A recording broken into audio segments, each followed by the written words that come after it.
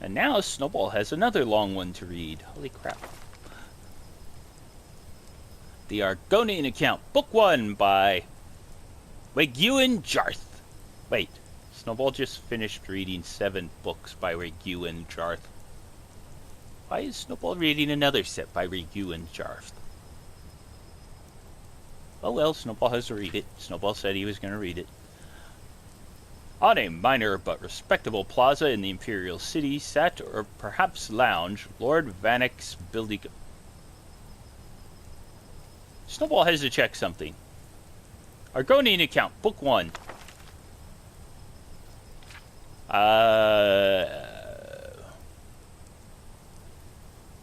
Lord Vanek, Valenwood, Scotty.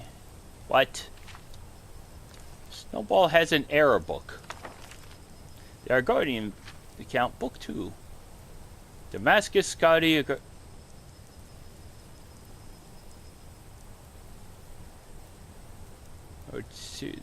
Bridge. Huh? The crowd of Argon. Oh, maybe this is about. Yes. Argonian Account, Book 1 by Rangian Joth. On a minor but respectable plaza in the Imperial City sat, or perhaps lounged, Lord Vanek's building commission. It was an unimaginative, austere building, not noted so much for its aesthetic or architectural design as for its prodigious length. If any critics wondered why such an unornamented, extended erection held such fascination for Lord Vanek, they kept it to themselves. Snowball thinks that he's compensating for something that's maybe minuscule.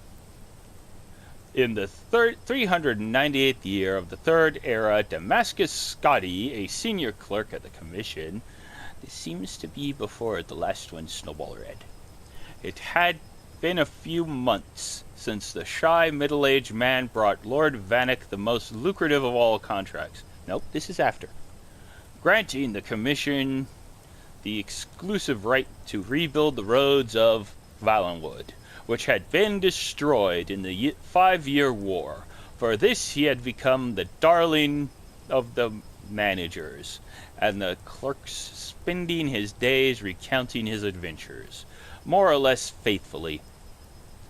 Although he did omit the ending of the tale, since many of them had partaken in the celebratory Uthrapa roast, provided by the Silenstree, informing one's listeners that they've gorged on human flesh and proves very few stories of any good taste. Snowball knew it. Scotty was neither particularly ambitious nor hard-working, so he did not mind that Lord Vanek had not given him anything to actually do. Whenever the squat little gnomish man would happen upon Damascus Scotty in the offices, Lord Vanek would always say, "You're a credit to the Commission. Keep up the good work." What good work? In the beginning, Scotty had worried that he was supposed to be doing something, but as the months went on, he merely replied, "Thank you, I will. Time to go sit on my butt for the rest of the day."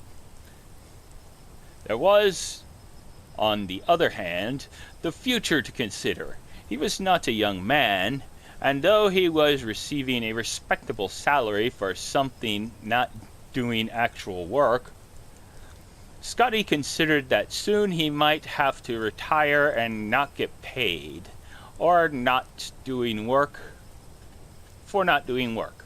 It would be nice, he decided, if Lord Vanek, out of gratitude for the millions of gold the Valenwood contract was generating, might...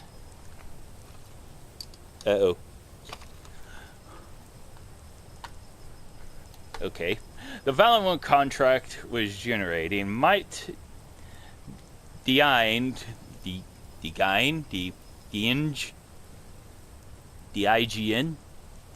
Dine to make Scotty a partner, or at least give him a small percentage of the bounty. Damascus Scotty was no good at asking for things like that, which was one of the reasons why, previous to his signal success in Valenwood as a senior clerk for Lord Atreus, he was a lousy agent. He had just made up his mind to say something to Lord Vanek when his lordship unexpectedly pushed things along. "You're a credit to the commission," the waddling little thing said, and then paused. "Do you have a moment free on your schedule?" Scotty nodded eagerly and followed his lordship to his hideously decorated and very enviable hectare of office space. "Zenithar blesses us for your presence at the commission."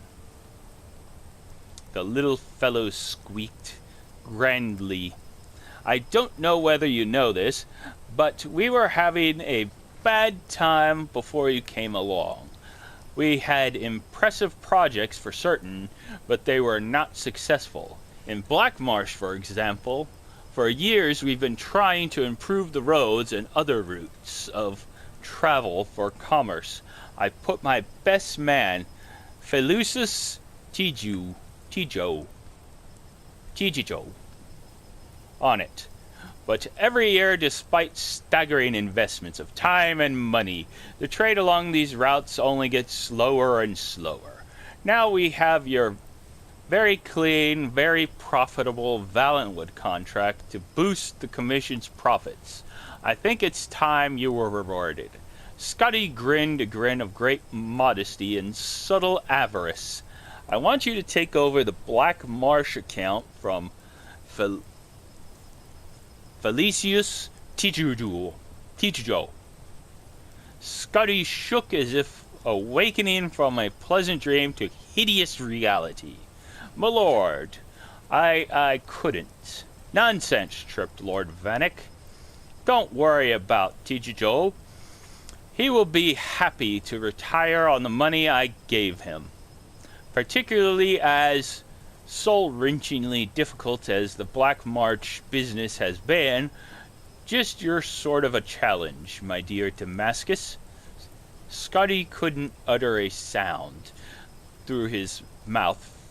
Scotty couldn't utter a sound, though his mouth feebly formed the word no, as Lord Vanek brought out the box of documentation on Blackmarsh. "You're a fast reader," Lord Vanek guessed. "You can read it all en route." "En route to Blackmarsh, of course," the tiny fellow giggled. "You're a funny chap. Where else would you go to learn about the work that's been being done, and how to improve it?" The next morning, the stack of documents hardly touched Damascus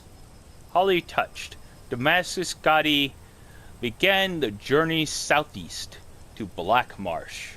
Lord Vanek had hired an able-bodied guard, a rather taciturn red guard named Malik, to protect his best agent. They rode south along the Niben and then southeast to the Silverfish, continuing on into the wilds of Cyrodiil, where the river tributaries had no names, and the very vegetation seemed to come from another world than the nice civilized gardens of the northern imperial province. Scotty's horse was tied to Malik's, so the clerk was able to read. It made it difficult to pay attention to the path they were taking, but Scotty knew he needed at least a cursory familiarity with the commission's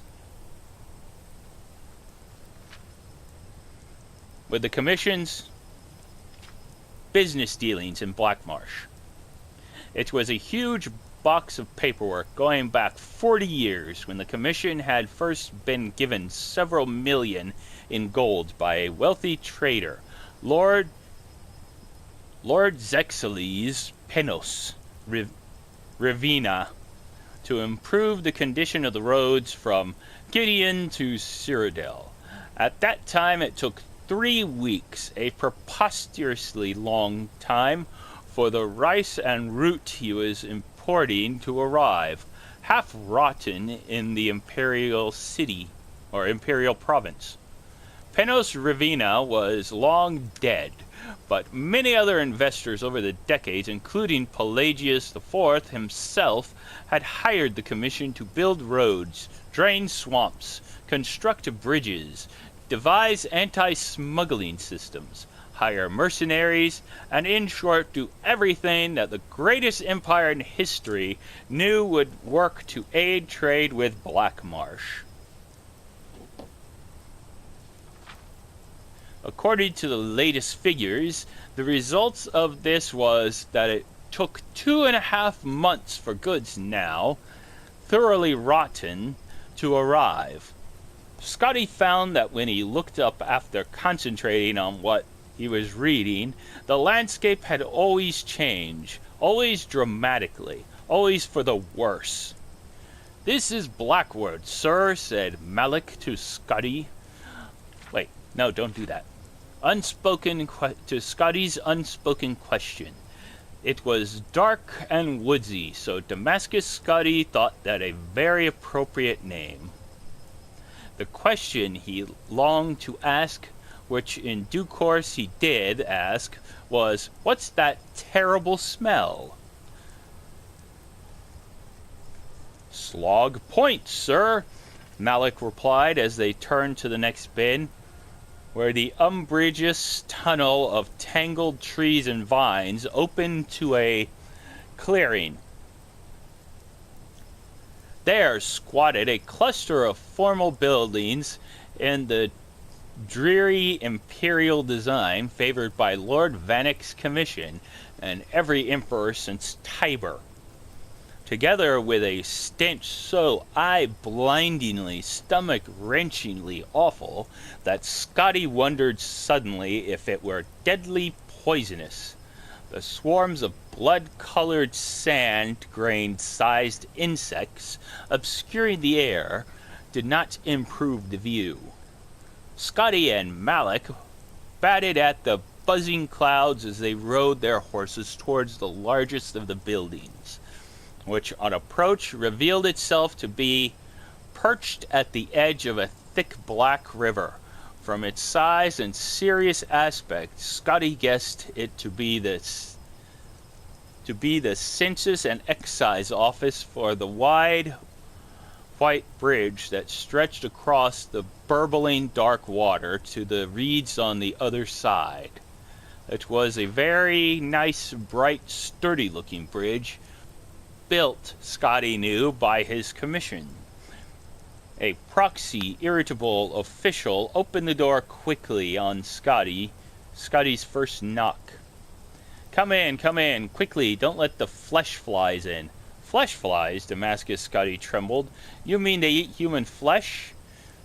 "If you're fool enough to stand around and let them," the soldier said, rolling his eyes. He had half an ear, and Scotty looked around at the other soldiers in the fort, noted that they were all well chewed.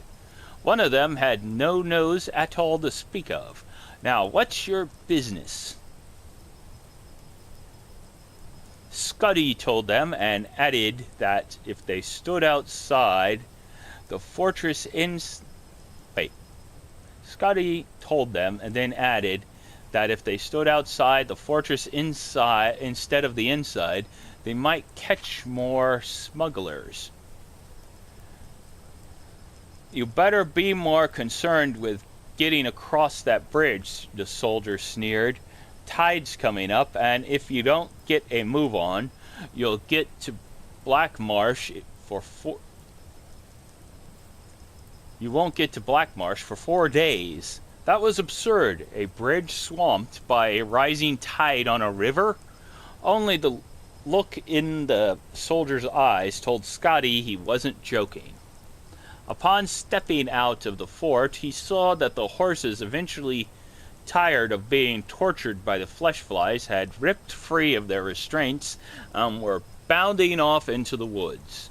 The oily water of the river was already lapping on the planks oozing between the crevices. Scotty reflected that perhaps he would be more than willing to endure a wait of 4 days before going to Black Marsh. But Malik was already running across. Scotty followed him, wheezing. He was not in excellent shape, and never had been. The box of commission materials was heavy. Halfway across, he paused to catch his breath, and then discovered he could not move. His feet were stuck. The black mud that ran through the river was a thick, gooey paste, and having washed over the plank Scotty was on, it held his feet fast.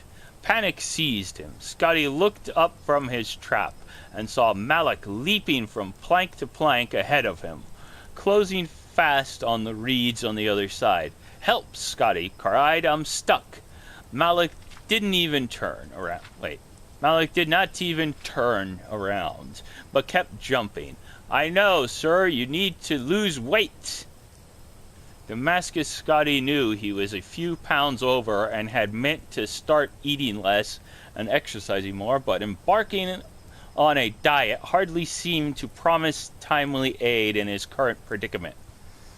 No diet on Nirn would have helped him just then.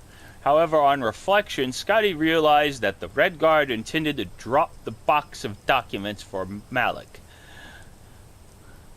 For Malik was no longer carrying any of his essential supplies he had with him previously. With a sigh, Scotty threw the box of commission notes into the glop and felt the plank under him rise 1/4 of an inch, just enough to free him from the mud's clinches. With an agility born of extreme fear, Scotty began leaping after Malik, dropping onto every third plank and springing up before the river gripped him. In 46 leaps, Damascus Scotty crashed through the reeds on the solid ground behind Malik and found himself in Black Marsh.